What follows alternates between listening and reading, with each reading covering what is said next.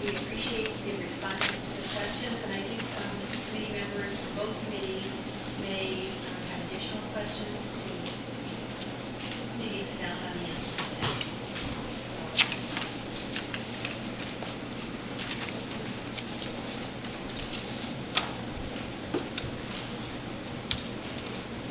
Before I open it up to questions, I just wanted to ask Stephanie if there's something, any material or information you would like to share with us.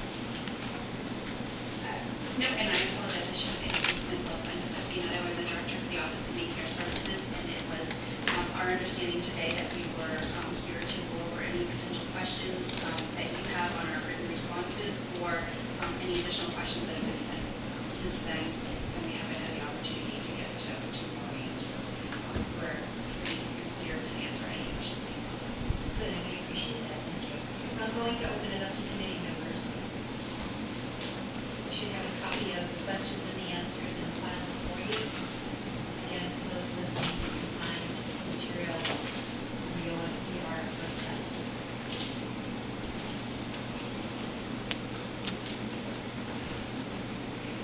Good morning, and thanks for the meeting. I just had a couple of questions in connection with clarifications and responses that you sent. I was the person who had asked the question about CTS and the additional funding that went to CTS to make sure that bonuses that went to employees to keep them there through the duration of the contract with CTS. And I read your response to that question. It's attachment A. It was on the bottom of the first page when the department made a decision to not renew the CTS contract. It's that paragraph. And I couldn't tell if that was a yes or a no response to my question. Is that did the department pay for those additional expenses? Did the department pay for those bonuses, or did that come out of the contract that CTS already had? I couldn't tell if that was a yes or no answer. Yep, and I want to be very clear that they were not, in our mind, they were not bonuses. We needed to, both CTS and the department, to ensure that there were individuals available at the call center through the remainder of the contract terms with CTS. They were brought to us by CTS, term retention payments for individuals who committed to stay through the end of July 31st. They would be granted a payment for 2 months of their pay. Yes, the department did fund that through a contractual obligation with CTS. So we had a capitated contract with them. This fell within that? This was part of a negotiated extension of the contract. Their contract was set to expire on June 30th, but in order to have time for the new brokers to ramp up and be adequately ready for August 1st, we had to extend the CTS contract for another month. This was a portion of that extension.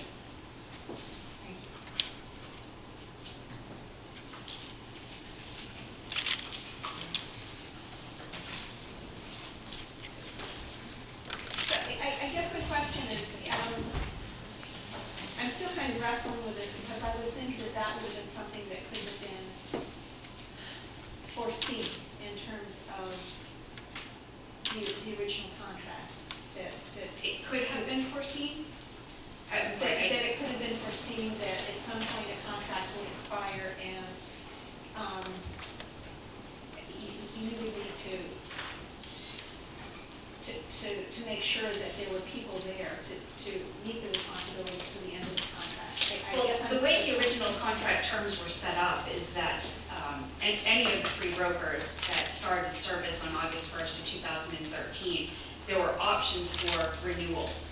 It wasn't until we made a determination based on poor performance in February that we were not going to renew the CTS contract. That was the original contract was not set up to have a firm end on June 31st. There were anticipated extensions to that contract, to all of the brokers' contracts. So at the point in time last year, mid-2013, when we were negotiating contracts, we didn't at that time know that we were going to have a hard stop of a contract in June. Nobody anticipated you're well aware, and as we've said, the way that the service was delivered. We made a conscious decision to not renew the contract, therefore we had to take necessary steps to ensure that in addition to bringing new brokers on, that there was still service delivered to the members during that transitionary time. And so how, and maybe it's in here, but it was just, I couldn't find it here. How much additional expense was there for these additional payments? For the retention payment, it was a little over $100,000. Thank you.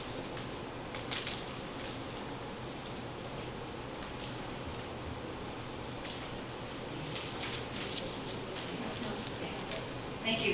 Next, we have questions from Senator Craven. Thank you, Madam Chair. It seems like we haven't gotten any feedback about the transition, other than some from the community if they're having some difficulty. Have you been getting numbers from HHS on how they're proceeding? So we have asked, the requirement for all three of the brokers is that they submit monthly reports, but during implementation, we have been asking them to provide us daily statistics. And what we have through the first, I guess we're 18, 19 days in now, all three of the brokers have been reporting there are missed trips. We know that. We knew that going in. We're getting handfuls of trips versus the hundreds that we were seeing last year. On the call center side, 2 out of the 3 brokers are meeting and exceeding their contractual metrics. One is very close. One of the metrics that we have is a service level, which is answering the phone within 60 seconds, an abandonment rate. The one broker that isn't meeting that, the requirement is 90%, they're 86% the 3rd week in. So meeting or exceeding or very close to meeting the service level agreements on the call center side, and on the missed trips ride, we are getting preliminary missed trips per day. Those are ones that the brokers are self-reporting that they weren't either able to recover and get out to another entity to transport, or rider no-show or driver no-show. And we are seeing less than, we're seeing 0.10% in one area and 0.12% in another, so significantly less than 1% of missed trips throughout the first 3 weeks. Much different than last year's launch. So one of the big worries that we had was safety for vulnerable populations and for kids. Did you have new standards in the quantities for safety, and especially taxis that don't get trained for? So the standards have been the same throughout last year's contract and this year's contract. It's a requirement that background checks are conducted on all people, all individuals that the brokers are utilizing, except for public transportation. So if an entity is contracted with Logisticare, Penquist, or Midcoast Connector, there's a requirement of a background check.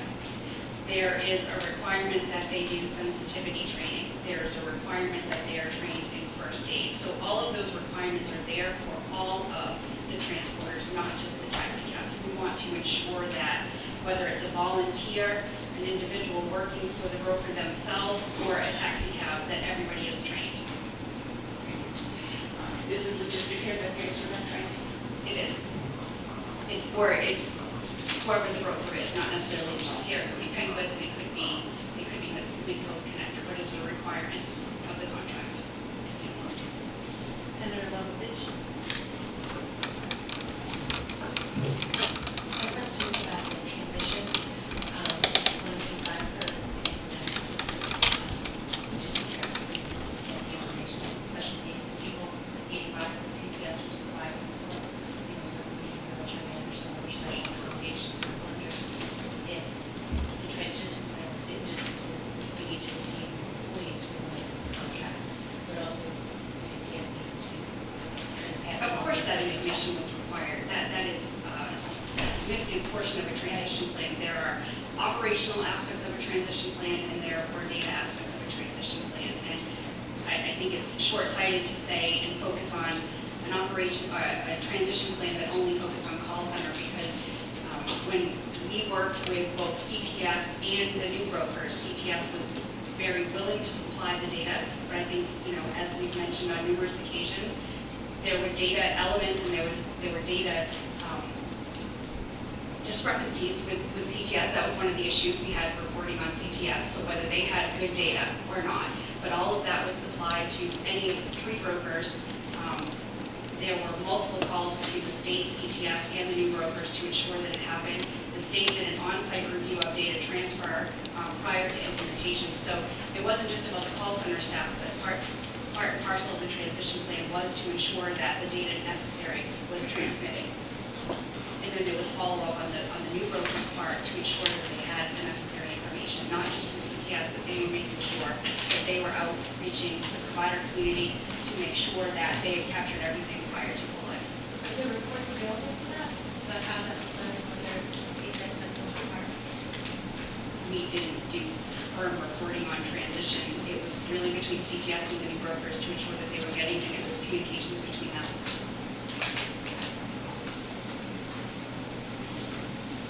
Representative Steffi?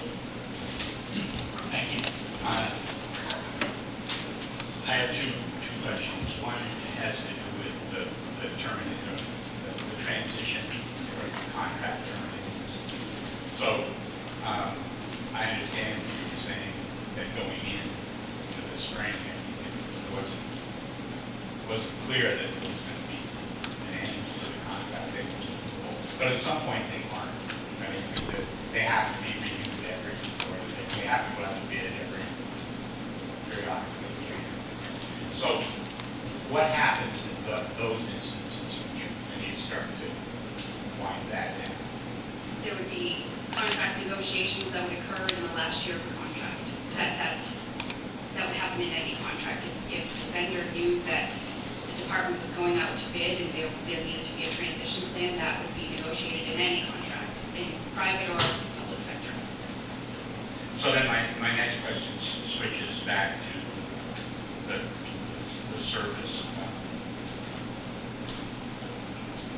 Have you got a sense of the number of rides that are delivered compared to the previous year? I mean, you have a lot of statistics about total trips, scheduled trips, missed, et cetera, but I'm kind of curious if the current system is doing more or less or about the same as the previous system.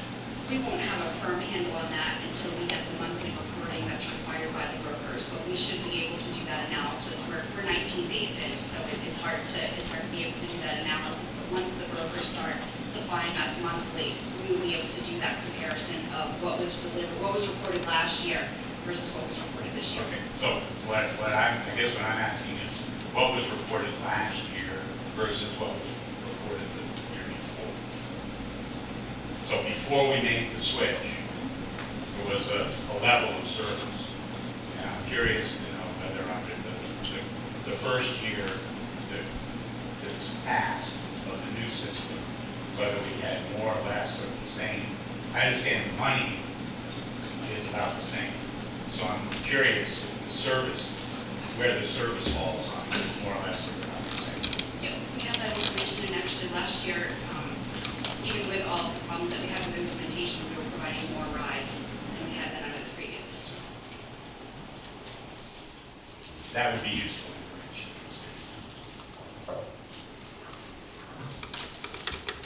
Representative Kesha? Yeah, so just to get back to the contract issue. Whoops, sorry about that, I forget. To get back to the contract issue. When you're issuing a contract statewide, you don't normally assume it's going to fail right up front. You don't build in the transition. That is. You're assuming that the service is going to be delivered, and there are those unfortunate occasions when something doesn't happen. Would you, in the future, do anything different?